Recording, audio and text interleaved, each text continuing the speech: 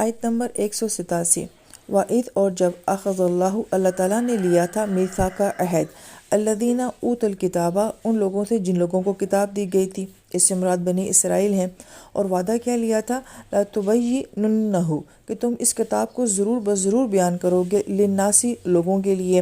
یعنی کہ اس کتاب کو واضح کرو گے لوگوں کے سامنے، وَلَا تَكْتُمُونَهُ اور اسے چھپاؤ گے نہیں۔ اب اس آیت مبارکہ کا بہت ہی خوبصورت موضوع ہے کہ بنی اسرائیل کو اس وقت فضیلت دی گئی تھی، اور پھر کہا جا رہا ہے کہ اس کتاب کو تم نے تمام دنیا کے لوگوں تک پہنچانا تھا، صرف اپنی نسل، اپنے قبیلے، اپنی قوم تک نہیں پہنچانا تھا۔ اور جہاں بنی اسرائیل سے خطاب ہے، وہیں پہ ساتھ ساتھ ہمارے ساتھ بھی خطاب ہے کہ یہ کتاب جو ہے یہ کسی محدود علاقے لوگوں کے لیے نہیں ہے، بلکہ یہ کتاب کل جہان کے لیے ہے۔ کنسیپٹ یہ دیا جا رہا ہے کہ اگر ایک قوم جس کے پاس الہامی کتاب ہے، اس کا معاشی نظام، معاشرتی نظام، علمی نظام، عدالت کا نظام، ہر نظام اتنا اعلیٰ، اتنا پرفیکٹ ہوگا کہ لوگ خود جاننے کی کوشش کریں گے یہ کون سی قوم ہے اور یہ کس چیز کو فالو کرتی ہے، تو ہمیں تبلیغ کرنے کی ضرورت ہی نہیں پڑے گی، خود بخود دین جو ہے، کتاب جو ہے وہ دنیا کے ہر شخص تک پہنچ جائے گی۔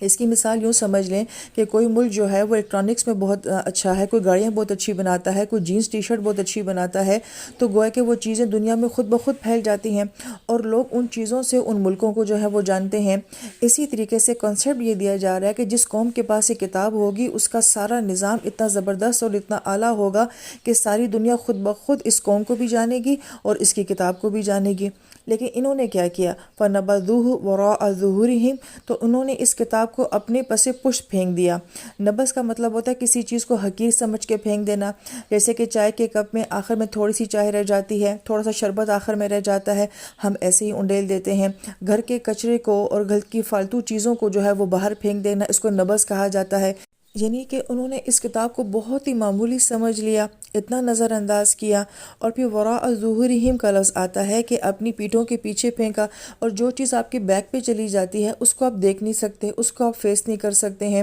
تو گویا کہ کسی چیز کو غیر اہم سمجھا جاتا ہے تو اس کو پیچھے کیا جاتا ہے، جو چیز اہم ہوتی ہے تو اس کو آپ فرنٹ پہ رکھتے ہیں، اپنے سامنے رکھتے ہیں، تو گویا کہ اس کتاب کو مکمل طور پہ نظر انداز کر دینا۔ وَاشْتَرَوْا بِهِ ثَمَنًا قَلِيلًا اور اس سے بڑی حقیر سی قیمت وصول کر لی۔ اب یہ حقیر سی قیمت کی بڑی ڈیٹیل ہے تفسیر میں، لیکن اس کتاب کو دنیا میں جس شخص نے جس مقصد کے لیے بھی استعمال کیا، اپنے فرقے کے لیے، اپنے مسلک کے لیے، اپنے تعلیمی سسٹم کے لیے، اپنے فائدے کے لیے، اپنی بڑائی بیان کرنے کے لیے، جو بھی اس کا مقصد تھا، تو گویا کہ اس نے اس کتاب کی بہت چھوٹی قیمت لگائی ہے۔ فَبِئْسَ مَا يَشْتَرُونَ اور بہت ہی بری چیز ہے جو وہ اس کے بدلے میں حاصل کر رہے ہیں۔ تو اگرچہ اس آیت مبارکہ میں یوں تو بنی اسرائیل مخاطب ہیں، لیکن یہ سارا معاملہ اس امت سے بھی بیان کیا جا رہا ہے کہ یہ قرآن کیا تھا، یہ کیسی خوبصورت کتاب تھی، اور ہم نے اس کو کتنا نظر انداز کیا، اور جس نے اس کو بیان کیا بھی تو کتنی معمولی باتوں کے لیے اور اختلافات کے لیے، جھگڑوں کے لیے، صرف اپنے آپ کو صحیح ثابت کرنے کے لیے، تو گویا کہ اس کتاب کی قدر نہیں کی گئی۔